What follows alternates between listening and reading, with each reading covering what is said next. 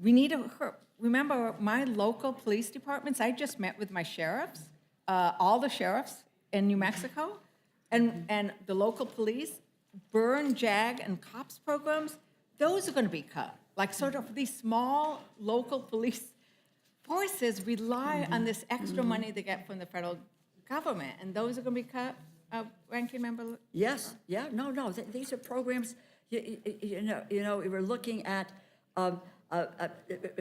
making communities less safe, fewer law enforcement officers on the beat apprehending fugitives, or fighting, we're all worried about fentanyl and opioid trafficking, So it is a serious cutback in law enforcement across the board. Right. Across the board.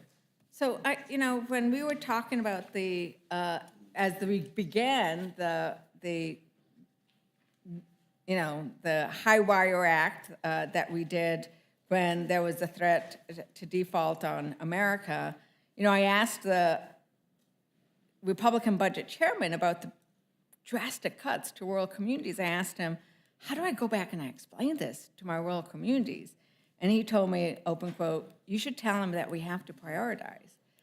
And what this tells me is we are not prioritizing the people who need it most. We're not prioritizing rural America when we do these kinds of cuts. Well, across-the-board cuts don't prioritize. It's across the board, so we don't look at it. Ranking Member, can you explain to us, when we do these kinds of cuts and look at cuts only, who are the Republicans protecting? Like, what for? Why can't we do something else? Mm-hmm. Well, I said a few moments ago that I think that the view that the spending or public investments in people's lives, their economic future, I think is a proper role for the government. But there doesn't seem to be the same view as to revenue and of how we are getting revenue from the wealthiest corporations, many of whom don't pay any taxes. It's not even a question, as I said, of paying a fair share. They just don't pay taxes at all. And so there is a shortage of revenue. And so that you got tax cheats, you got corporations, et cetera, who wind up getting the special breaks and the tax credits, et cetera. And that's something that should be looked at in a very substantial way. And you will look at the notion, not here, of cutting back on the IRS and hiring of people that will go after, if you will, the tax cheats. But that's not a road some of my Republican colleagues want to go down. So instead, we're cutting essential programs from law enforcement to our farmers, instead of making sure that everybody pays their fair share in taxes, protecting the wealthiest. And as I say, it's not even fair share. We have corporations, over 30 in this nation, who pay no taxes at all. Yeah. Another 70 or 80 who don't pay what they're supposed to be paying in taxes. But we failed to go after them and make the case that that would add to the revenue that we need and we have in order to deal with making public investments. So we could have public investments as long as if we did that. Would I also heard a lot of. Would the gentlelady yield? Would this not apply also to the president's family to pay their fair share? But I yield think back. that's the. It's any president's family. That makes no sense whatsoever. It's in any terms of what we're president's talking about. family. Yeah, everybody's family should pay their fair share. Yeah, right. So we talked a lot about border security. We also had Ranking Member DeLauro talk about how we're actually cutting border security. I wanted, Mr. Chairman, I seek unanimous consent to enter into the record 2 articles by the Cato Institute, which I understand is often described as a more conservative institute. The first one is titled, President Trump Reduced Legal Immigration. He did not reduce illegal immigration. The second article is that fentanyl is smuggled into the United States for U.S. citizens, by U.S. citizens, and not by asylum seekers. Without objection. Thank you very much. And I think a lot of what we need to start looking at is increasing what we need to go after fentanyl, because it is destroying our communities. And so we need to invest in those things, including making sure we don't cut law enforcement like this bill does and like their agriculture appropriations bill does. And with that, Mr. Chairman, I yield back. Thank you. Gentleman from South Carolina is recognized for any questions he cares to pose. Thank you, Mr. Chairman. Congresswoman Bice and Congressman Joyce, thank you all for being here. Y'all negotiated great. We got a great dialogue going. This is a healthy conversation we're having. The issue that my good friends on the other aisle will never admit is this piece of clothing on Congressman Massey. What is it, 30 trillion? 33. 33 trillion.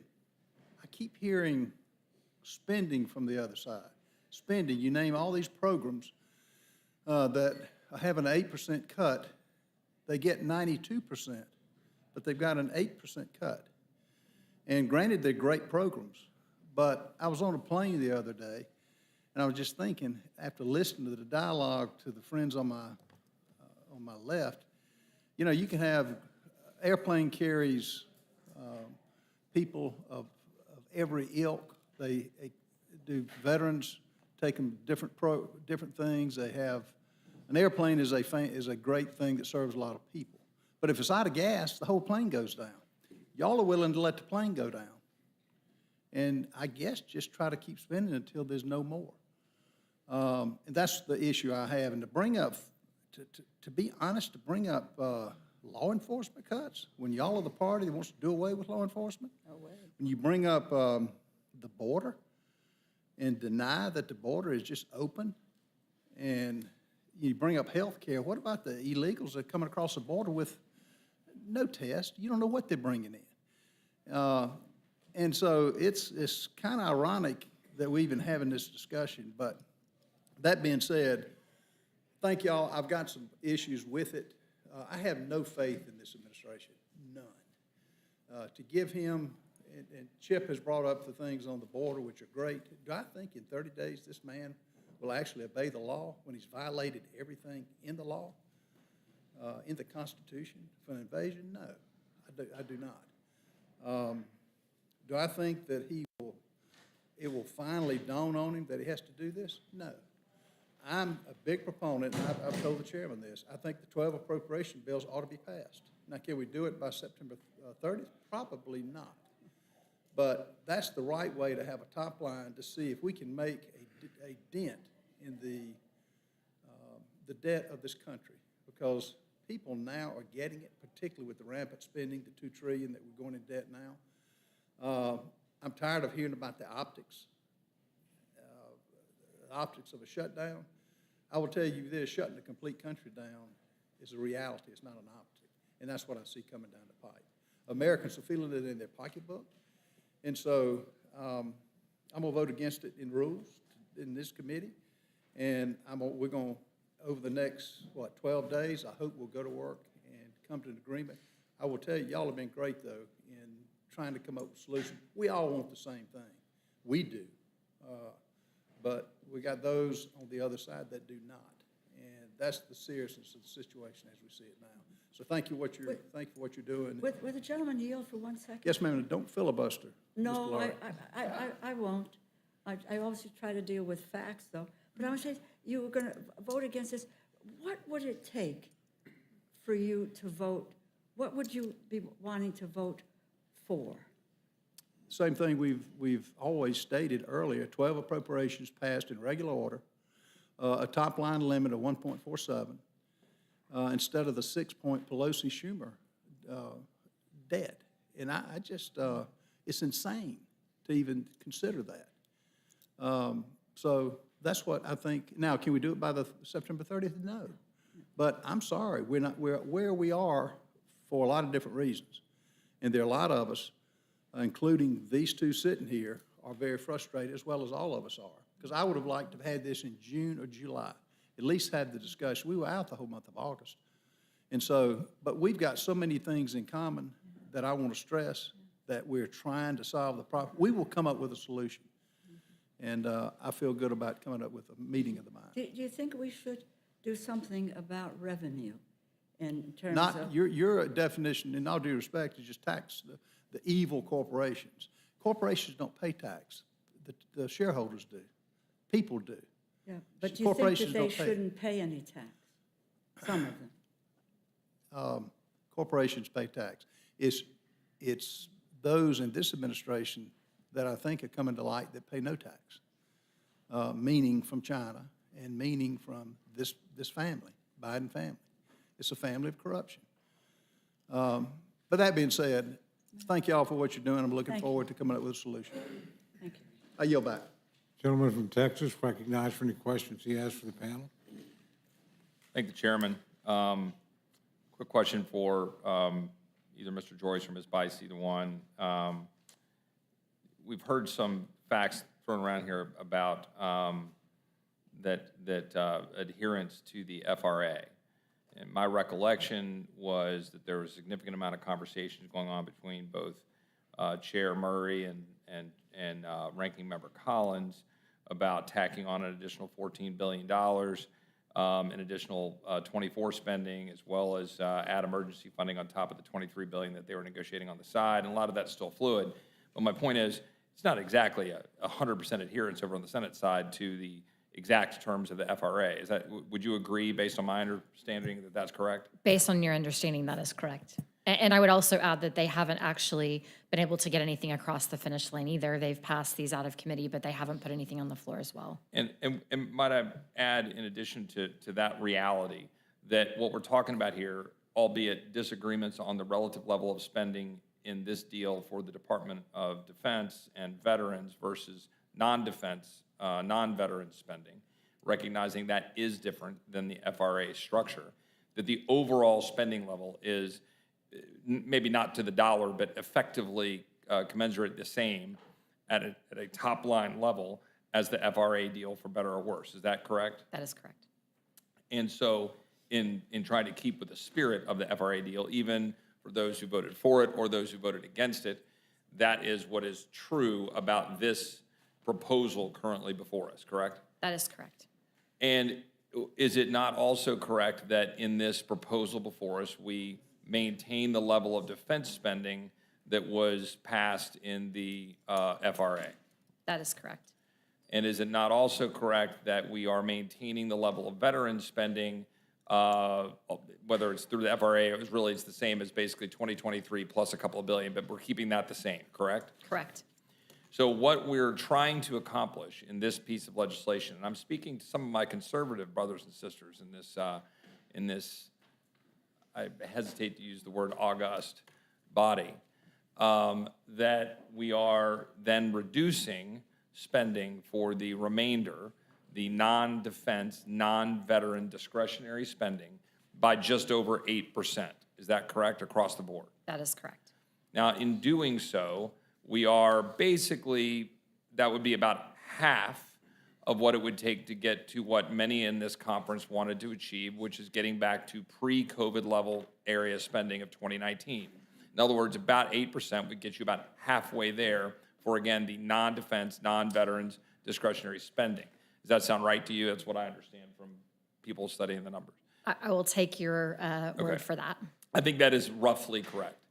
And so my point of bringing that up is to my colleagues on the other side of the aisle who unsurprisingly criticize the 8% reductions and walk through the parade of horribles. But remember that at some point here, we have to get off the merry-go-round. We have to recognize what we're doing to the American people, our economy, and spending with respect to inflation. And we're trying to find a path to any sort of fiscal responsibility or sensibility.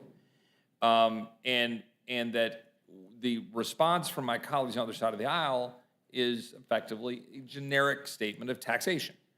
And so I would ask the gentlelady, the ranking member, I would ask, Yes. Would it be your preference that we have a $2 trillion deficit this year? Do you believe we should increase taxes $2 trillion?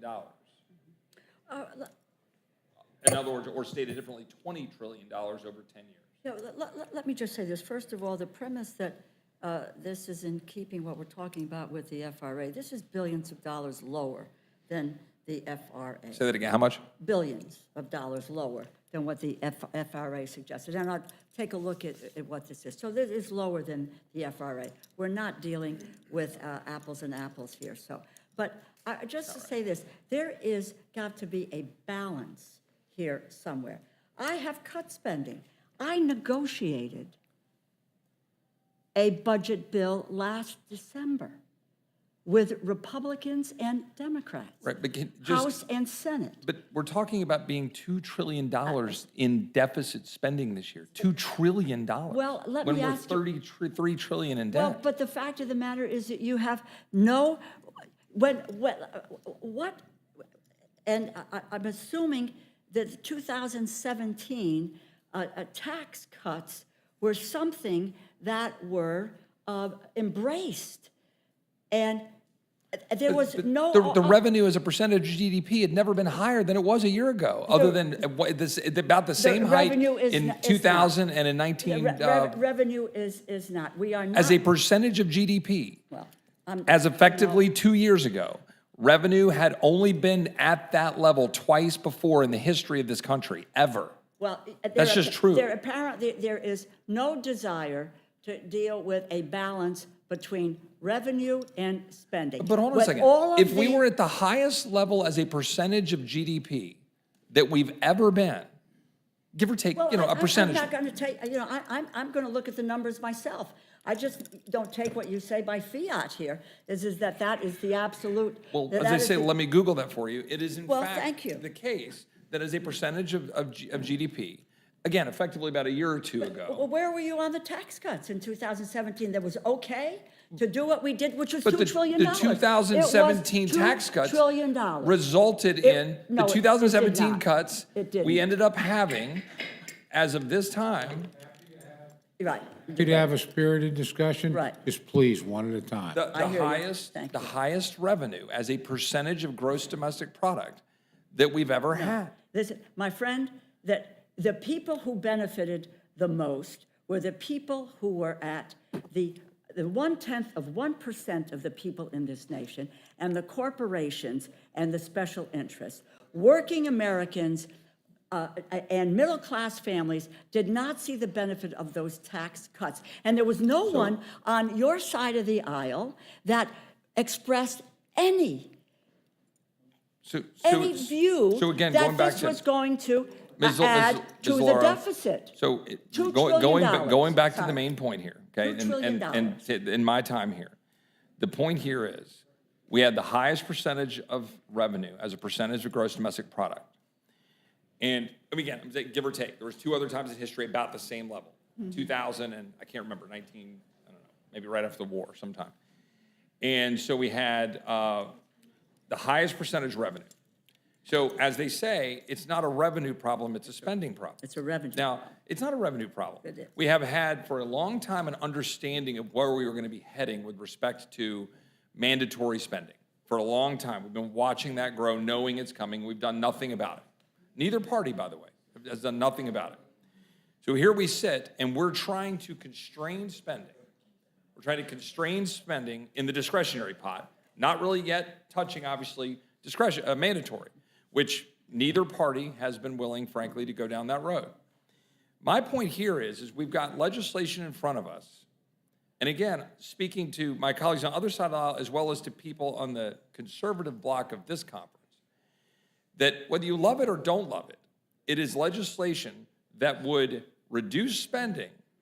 Again, speaking to my conservative colleagues who are out railing about this not doing anything, it would cut spending 8% for non-defense, non-veteran discretionary spending, which is significant, as evidenced by the concerns of my colleagues on the other side of the aisle of what that might mean for certain programs that the gentlelady has outlined and so forth. Mm-hmm.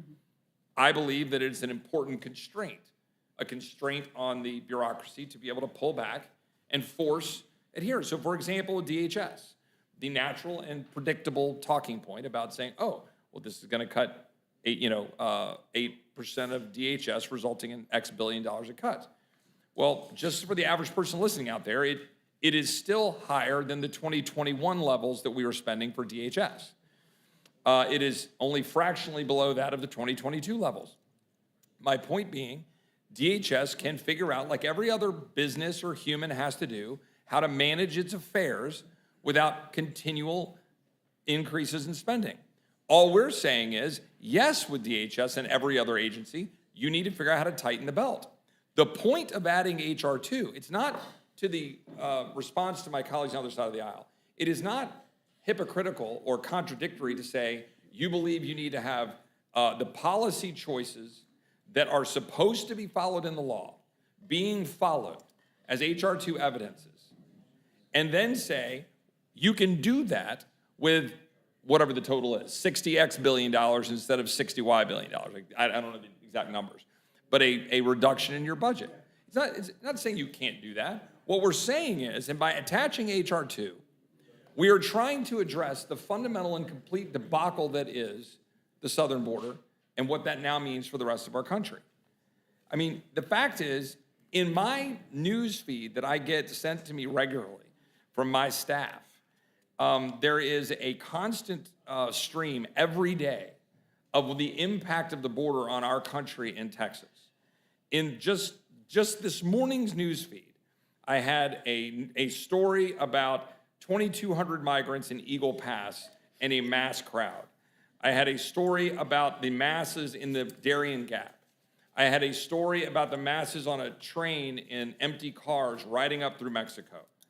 I had a story about migrants and human smugglers wearing camouflage and jumping across walls and having video of that happening and getting away without being found. We have stories of the hundreds of rounds of ammunition and IED found on Texas soil on this side of the Rio Grande. We have stories of less than 4 days ago, a 10-year-old boy drowning in the Rio Grande while crossing with his mom. We have the story in years past of last year. This is an example of the 53 individuals who died in a tractor trailer in San Antonio. A story this morning, a more recent one, that was an older one, of Texas ranchers who live and work near the border are having their properties destroyed by the increase of illegal migrants trespassing. The stories of the local communities in Texas who are dealing with the impact on their schools, their hospitals, and their local economies. Going down the list of all of the impacts of what we're doing in Texas, the $10 billion, you want to talk about appropriations?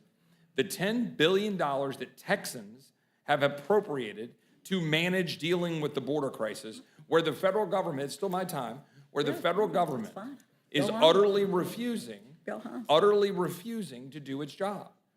$10 billion that the taxpayers of Texas have borne to manage dealing with it. The Texas Department of Public Safety that have intercepted and found 432 million lethal doses of fentanyl. That's what they've intercepted as DPS after it gets past Border Patrol because of how bad it is in Texas. And my Democrat colleagues scoff at this notion. And this is what is at the centerpiece of what we're trying to accomplish in this legislation. And so just a very direct message to my so-called conservative colleagues who right now apparently are ready to walk away from legislation that would, for 30 days, cut the non-defense, non-veteran spending for the discretionary spending by 8% and attaching HR 2, a bill that would massively reform our border and try to force the president to do his job, along with a Department of Defense bill that is funded at the level we embraced before, that would fund our troops and would undo a lot of the damage. I know my colleagues on the other side of the aisle don't agree. A lot of the damage of the social engineering of the Department of Defense. That is something that a number of my colleagues are willing to walk away from. I don't agree. And I applaud my colleagues here for working together to try to get that accomplished. I will stand alongside them and advocate for it.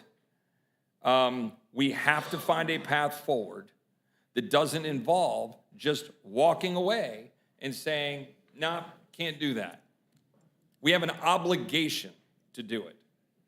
And I will fight as hard as I can to get the most conservative and strongest approach we can possibly get. And I will hold the line where I think it's something that I can't vote for. But just sitting here as a Texan and American, if we do not secure the border, we are failing our fundamental responsibility as a republic, as leaders of this republic. What I don't understand in that context is why would you want to cut, and I'll just say a point, why would you want to cut 8.1% from border security? I understand you listed the particulars, and I get that, which leads me to say, why then would you want to shortchange it? Tough, choices are a thing, but these arbitrary across-the-board cuts are another. And this is what it is, arbitrary in that regard. So that doesn't seem like a serious bill. We I'm ought to trying get to be down the respectful. It's real my work. time. I didn't ask a question there. I want to, but okay. so we can all move on. Let us negotiate. Look, my reason for that, my argument for that would be secure the border, okay? Secure the border. Actually do your job. Actually follow the law. And then come talk to me about what you want in terms of any additional dollars. But you're asking me to forego the power of the purse. That is to say that my responsibility to take tax dollars and borrowed dollars and give it to an administration that is fundamentally leaving the people I represent exposed. And not just my people, New Yorkers, Oklahomans, people across this country, Ohioans. You let the 10-year-old boy who died in a school bus on the first day of school a month ago. Like, I have an obligation to pressure and force this administration to do its job. And it is beyond my comprehension that I have colleagues on the other side of the aisle who don't seem to care about those policy choices and what it's doing to the people we represent. And I have colleagues on my side of the aisle who are about to walk away from something that we can possibly do here together to get across and send a message loudly and clearly that we should fund a government that will actually do its job and secure the border. So, with that, I mean, I could talk about the border in a significant amount. The only thing I'll just say is this, is that in H.R. 2, again, speaking to a number of folks on our side of the aisle, the amount of strong policies in the H.R. 2 bill cannot be overstated. And for all the folks out there ready to walk away from it, I would just caution you that you are walking away from the most important issue that we're dealing with right now for the people that we represent. And they want us to stand up and fight for them. So I applaud you all for working with us to try to move the ball forward, and I yield back. Thank you, gentlemen. The gentlelady from Indiana is recognized for any questions she cares to pose to the panel. Thank you, Chairman Cole, for yielding. Thank you to the panelists for your testimony. Look, no member of Congress wants to be in a position to have to vote on a CR, but what we're considering here this evening is a conservative approach that places the emphasis exactly where it should be on strengthening our border policies and cutting spending to make an attempt to get our fiscal house in order, something all of us should be able to support. We are in this position for many reasons. More time is required, though, to complete our work. It's not ideal, but that's a fact. I certainly want the appropriations process to resume in regular order as soon as possible. But since we find ourselves here, we have a responsibility to address what Chairman Cole accurately described in his opening statement as one of our core functions, funding the government. It's interesting, every time we consider a spending bill, we hear cries of all the things we are killing or harming from the other side of the aisle. Frankly, it does get old. The left will say if we cut spending even by 1%, we're harming children, veterans, seniors, and basically every interest group they can list. The, quote, parade of horribles, as my colleague from Texas has stated. Here we are, though, when every American family is suffering from Biden's inflation. The cost of food and fuel alone has slashed household budgets. Americans are suffering more every day from Biden's disastrous open border policies. And what are the Democrats doing? Spending more and more and ignoring the porous southern border to the point where they appear to be tone deaf to the cries from constituents in places like New York, who at a press conference recently drowned out several of our colleagues with shouts of, close the border. The United States national debt is at $33 trillion and counting. That's nearly $100,000 per citizen and nearly $245,000 per taxpayer. It's not sustainable, and House Republicans seem to be the only ones in this city who care about trying to fix it. This CR isn't even cutting enough to get us back to pre-COVID spending levels, a time during which most economists agree the United States overspent then and spent more, and now they want to spend even more. We heard our colleague saying he finds these cuts offensive. It's been my experience that the left finds any cuts offensive. You know what I find offensive? Spending away the future of our children and grandchildren without any restraint and without any end in sight. CNN reported in early August that U.S. inflation means families are spending $709 more per month than 2 years ago. That's $8,508 a year when the national median income is only around $74,000 annually. Bidenflation and out-of-control government spending is costing American families more than 10% of their income. That is driving more and more families to food banks, and it will continue to absorb us if we don't try to change the spending trajectory of this country. Let's just remind all of us that this is a CR for 31 days to allow us to continue to do our work. I'm truly not sure why the left is suddenly concerned about DHS funding when they're not doing anything to secure the border anyway. Maybe this will be a come to Jesus meeting. Our friends on the other side of the aisle may finally wake up to the fact that we can't keep printing money, that our southern border must be secure, and we must take steps to get our fiscal house in order. Now that I have said all of that, Representative Bice, turning specifically to the border, I know you care as deeply as I do about the responsibility to protect our communities from the unfettered flow of illegal drugs coming across the southern border.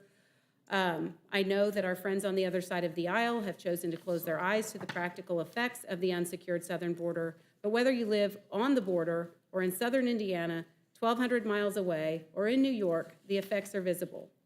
Representative Bice, I'm hoping you can talk more about the border measures included in the CR and why this CR is a prudent legislative vehicle to address this issue, as Representative Roy has already discussed. Thank you for the question. And let me first start out by saying the previous comments as it relates to DHS cuts, I would remind my colleagues that money really isn't the issue. The problem is the administration's policies that they keep pushing forward, which has resulted in 7 million illegals crossing into this country in the last 2.5 years. As it relates to the bill and the policies that are being put forward, it's actually very simple. It is things like increasing the number of Border Patrol agents, ending catch and release policies, keeping families with children together while being detained at the border, putting an end to NGOs who are being funded by the government from providing transportation, lodging, or money to got-away immigrants. These NGOs are directly responsible for some of the influx of migrants into cities like New York. Look, this is a crisis. It was mentioned earlier, unmitigated disaster. We are dealing with a unprecedented number of individuals coming into this country. And the other side of the aisle wants to ignore that fact. This is a responsible, conservative bill that looks to do a couple of things. Protect and secure the border, ensure that our military and our veterans are funded, and to cut spending due to the $7 trillion of spending that's come forward in the last couple of years. I think this is reasonable. It's thoughtful. We're trying to come to some sort of, solution here for, frankly, an issue that should have been solved already, that keeps getting ignored at every turn. Thank you. I yield back. Thank you for that response. I just want to say, in Indiana, we got through the 2008 recession by implementing temporary 8% cuts. And we fared better than most other states getting through the recession and coming out in a good position. Representative Bice, Representative Joyce, I really appreciate your work on this issue. Certainly your constituents are lucky to have you representing their interests. Thank you for your testimony. I appreciate you working and your time. And I yield back. Thank you. Gentleman from New York is recognized for any questions he may have for the panel. Thank you, Mr. Chairman, and I'll be very brief. There's been a lot already said this evening on the supposed draconian nature of these funding cuts in the continuing resolution. Specifically, hearing from my colleagues on the other side of the dais bemoan funding cuts as harmful to everyday Americans. When I'm in my district, I'm reminded every day about the harm that the Biden administration has done to the American people because of this president's utter refusal to secure our border and uphold our immigration laws. Thousands are dying every year in my state, and in your states too, from fentanyl. Communities in my district have been overwhelmed by the relocation of hundreds, approaching thousands of illegal migrants in upstate New York by Governor Hochul and New York City Mayor Adams. New York City's ICE office is fully booked through October 2032, to process illegal immigrants, and the crisis is costing the state of New York $12 billion is what they claim right now, something New York taxpayers simply cannot afford. And what's worse is this entire crisis, from the flood of illegal immigration across our southern border to the migrant crisis straining the resources of communities in our district, to 40 grams of fentanyl, 40 grams, capable of killing 40,000 people, seized in Jamestown, New York, in New York's 23rd Congressional District. That was all completely avoidable. So if we're going to talk about the pain that this straightforward 30-day continuing resolution would cause, so let's also talk about the pain that too many Americans, too many communities have experienced because of the Biden administration's refusal to secure our borders and enforce our immigration laws. I appreciate the work that's gone into crafting this CR to avoid a government shutdown, something I think my colleagues on the other side of the aisle would agree we do not want. And I yield back, Mr. Chairman. Thank you very much. Is there anybody else seeking to testify on H.R. 1130, House Resolution 684, or the Continuing Appropriations and Border Security Enhancement Act? Mercifully seeing none, this closes the hearing portions. And the panel is excused with the thanks of the chair, and I'm sure every member up here. You put in a long day. Thank you very much. Thank you, Mr. Chair. Next time you get asked to come before the Rules Committee, think twice. Okay, the chair will be in receipt of a motion from the gentleman from Pennsylvania, Mr. Reschenthal. Thank you, Mr. Chairman. I move the committee grant H.R. 1130, the Unlocking Our Domestic LNG Potential Act of 2023, a structured rule. The rule waives all points of order against consideration of the bill. The rule provides 1 hour of general debate equally divided and controlled by the chair and ranking minority member of the Committee on Energy and Commerce or their respective designees. The rule provides that the amendment in the nature of a substitute recommended by the Committee on Energy and Commerce not printed in the bill shall be considered as adopted, and the bill as amended shall be considered as read. The rule waives all points of order against provisions in this bill as amended. The rule further provides in order only those amendments printed in the Rules Committee report. Each amendment may be offered only in order printed in the report, may be offered only by a member designated in the report, shall be considered as read, shall be debatable for the time specified in the report, equally divided and controlled by the proponent and an opponent, shall not be subject to an amendment, and shall not be subject to a demand for division of the question in the House or in the committee of the whole. All points of order against the amendments printed in the Rules Committee reported are waived. The rule provides 1 motion to recommit. The rule further provides for consideration of H.Res. 684, condemning the actions of Governor of New Mexico, Michelle Grisham, for subverting the Second Amendment to the Constitution, depriving the citizens of New Mexico of their rights to bear arms under a closed rule. The rule provides that upon adoption of this resolution, it shall be in order without intervention of any point of order considered H.Res. 684. The rule provides that the resolution shall be considered as read. The rule provides 1 hour of general debate equally divided and controlled by the chair and ranking minority member of the Committee of the Judiciary or their respective designees. The rule further provides consideration of H.R. 5525, the Continuing Appropriations and Border Security Enhancement Act of 2024, under a closed rule. The rule waives all points of order against consideration of the bill. The rule provides that the bill shall be considered as read. The rule waives all points of order against the provisions in this bill. The rule provides 1 hour of general debate equally divided and controlled by the chair and ranking minority member of the Committee on Appropriations or their respective designees. Finally, the rule provides 1 motion to recommit. If the gentleman weren't such a good lawyer, he'd be a great auctioneer. So, thank you.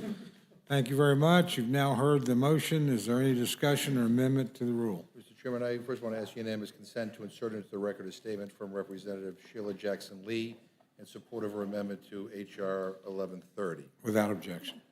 And then I have an amendment to the rule. I move the committee make an order amendment number 7 to H.R. 1130 offered by Representative Custer, which clarifies that the Department of Energy shall not deem the export of liquefied natural gas to the People's Republic of China in the public interest unless the Department of Energy and Federal Energy Regulatory Commission jointly certify that liquefied natural gas exports from the United States to China will not increase, U.S. natural gas prices.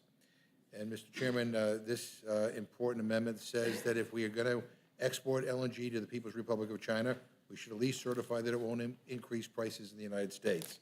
Currently, we have those safeguards in place, but this bill eviscerates the careful balance we currently enjoy. So I ask a yes vote on my motion. We should be able to debate Ms. Custer's amendment and vote on it. And I yield back my time. Thank you. Is there any further discussion of the amendment?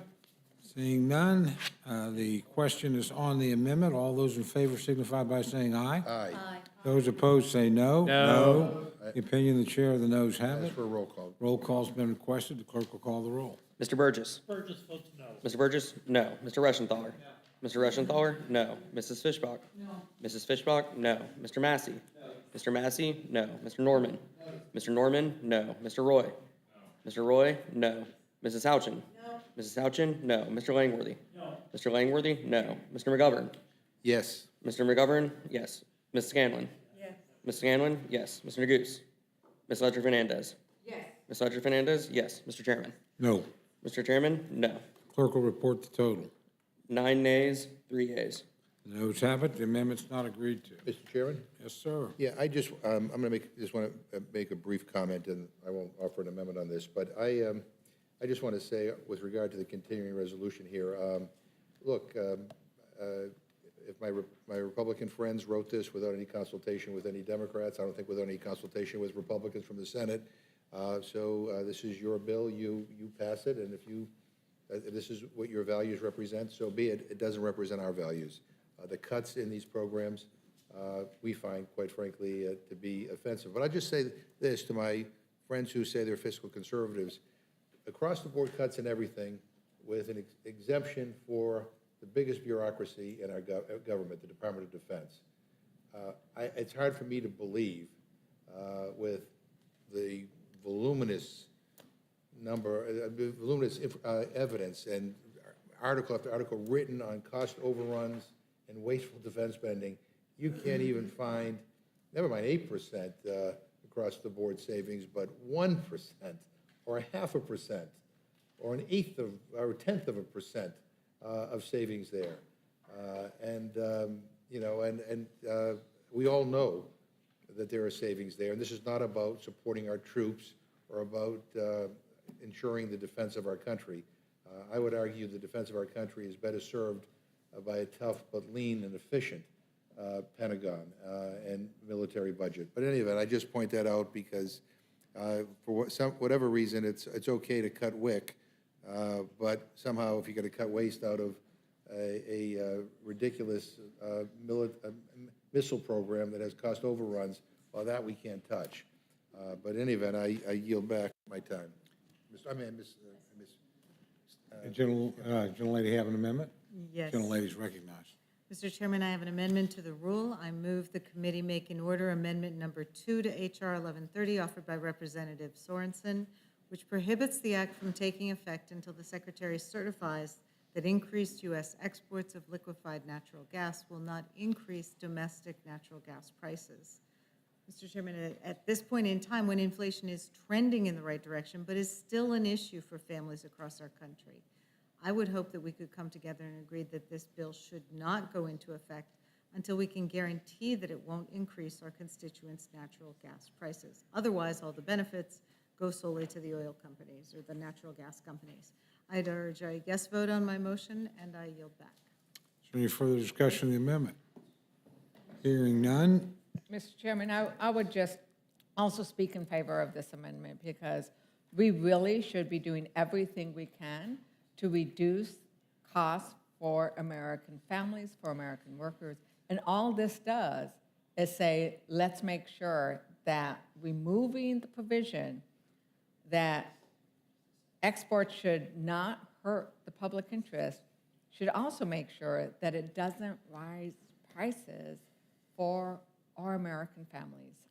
And so I support the motion, and with that, you'll... Well, I will respond. I had not intended to, but just to make a couple of points. If my friends were worried about the cost, they would rethink their regulatory policies, their Green New Deal policies. All those things have driven up the cost. The reality is, when we opened up export markets for petroleum, we actually saw prices go down, supply go up. There is something called the marketplace out there, and it works. And as painful as the energy prices increase we have, Americans pay less for energy than anybody else in the world. It's not even close, unless you live in a petro state. That's it. So this is an enormously efficient industry. It's worked very well. But again, if my friends are concerned about the cost, they need to relook at their regulatory policies, some of the things they've done. The reality is we know most folks on your side of the aisle want to drive these folks out of business. They want to end fossil fuels. So that's not going to bring the price down. In the interim, it'll bring it up. So I know this well-intentioned amendment, but I disagree very strongly with the substance. Any further discussion on the amendment? Hearing none, the questions on the amendment. All those in favor signify by saying aye. Aye. Those opposed say no. No. The opinion of the chair and those have it. Roll call's been requested. Clerk will call the roll. Mr. Burgess. Mr. Burgess, no. Mr. Reschenthaler. Mr. Reschenthaler, no. Mrs. Fishbach. Mrs. Fishbach, no. Mr. Massey. Mr. Massey, no. Mr. Norman. Mr. Norman, no. Mr. Roy. Mr. Roy, no. Mrs. Houchin. Mrs. Houchin, no. Mr. Langworthy. Mr. Langworthy, no. Mr. McGovern. Aye. Mr. McGovern, aye. Ms. Scanlon. Aye. Ms. Scanlon, aye. Mr. Neguse. Ms. Ledger Fernandez. Aye. Ms. Ledger Fernandez, aye. Mr. Chairman. No. Mr. Chairman, no. Clerk will report the total. 9 nays, 3 yeas. The noes have it. The amendment's not agreed to. Are there additional amendments? Mr. Chairman. Gentlelady from New Mexico is recognized. Mr. Chairman, I have an amendment to the rule. I move the committee make and order amendments number 9 and 11 to H.R. 1130 offered by Representatives DeGette and Houlihan. Amendment number 9 reinstates the public interest test for LNG exports to Russia, Iran, North Korea, China, and any other country subject to sanctions imposed by the United States. Amendment number 11 requires the Commission to deny applications with regards to covered foreign countries, which include China, North Korea, Russia, Iran, and any country under sanctions imposed by the United States. Mr. Chairman, I do believe that we should agree that we do not want to be helping our adversaries, especially if it comes at an increased price for our constituents. I urge a yes vote on my motion, and I yield back. Is there any further discussion of the amendment? Hearing none, the questions on the amendment. All those in favor signify by saying aye. Aye. Those opposed say no. No. The opinion of the chair, the noes have it. The amendment's not agreed to. Reported vote has been requested. The clerk will call the roll. Mr. Burgess. Mr. Burgess, no. Mr. Reschenthaler. Mr. Reschenthaler, no. Mrs. Fishbach. Mrs. Fishbach, no. Mr. Massey. Mr. Massey, no. Mr. Norman. Mr. Norman, no. Mr. Roy. Mr. Roy, no. Mrs. Houchin. Mrs. Houchin, no. Mr. Langworthy. Mr. Langworthy, no. Mr. McGovern. Aye. Mr. McGovern, aye. Ms. Scanlon. Aye. Ms. Scanlon, aye. Mr. Neguse. Ms. Ledger Fernandez. Aye. Ms. Ledger Fernandez, aye. Mr. Chairman. No. Mr. Chairman, no. Clerk will report the total. 9 nays, 3 yeas. The noes have it. The amendment's not agreed to. There are further amendments. Hearing no requests for further amendments, questions on the motion to report. All those in favor signify by saying aye. Aye. Those opposed say no. No. The opinion of the chair, the ayes have it. Chair, I ask for a roll call. Roll call has been requested. The clerk will call the roll. Mr. Burgess. Mr. Burgess, aye. Mr. Reschenthaler. Mr. Reschenthaler, aye. Mrs. Fishbach. Mrs. Fishbach, aye. Mr. Massey. Mr. Massey, aye. Mr. Norman. Mr. Norman, aye. Mr. Roy. Mr. Roy, aye. Ms. Houchin. Ms. Houchin, aye. Mr. Langworthy. Mr. Langworthy, aye. Mr. McGovern. No. Mr. McGovern, no. Ms. Scanlon. No. Ms. Scanlon, no. Mr. Neguse. Ms. Ledger Fernandez. No. Ms. Ledger Fernandez, no. Mr. Chairman. Aye. Mr. Chairman, aye. Clerk will report the total. 9 yeas, 3 nays. The ayes have it. The motion report's agreed to. Accordingly, Mr. Reschenthal will be managing the rule for the majority. I will manage it for the minority. Thank you all. I appreciate everybody here. I know this has been a long day, and these are sometimes contentious issues. And I just continue to be proud of this committee for the manner in which it handles its work, and very proud of the staff, which serves us on both sides of the aisle so well. So without objection, the committee is adjourned.